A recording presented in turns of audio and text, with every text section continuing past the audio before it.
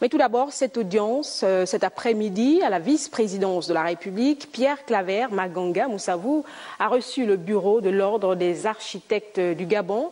Le vice-président de la République et ses hôtes ont échangé sur les questions d'urbanisation de la capitale gabonaise. On fait le point avec la presse présidentielle.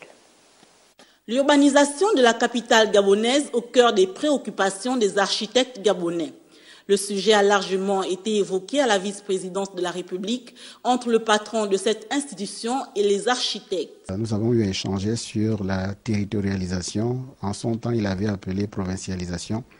Et ça a permis de mettre en parallèle une idée qui fait son chemin, à savoir Libreville 2. Et nous avons pu dire que Libreville 2 va avec le développement également des provinces. On a besoin de structurer les provinces et villes de l'intérieur afin que celles-ci puissent retenir déjà les populations qui y sont et peut-être attirer d'autres populations qui sont à Libreville mais qui n'ont pas forcément leur bonheur à Libreville. C'est dans ce cas, dans un Libreville allégé, qu'on peut concevoir un Libreville 2 restructuré avec moins de personnes.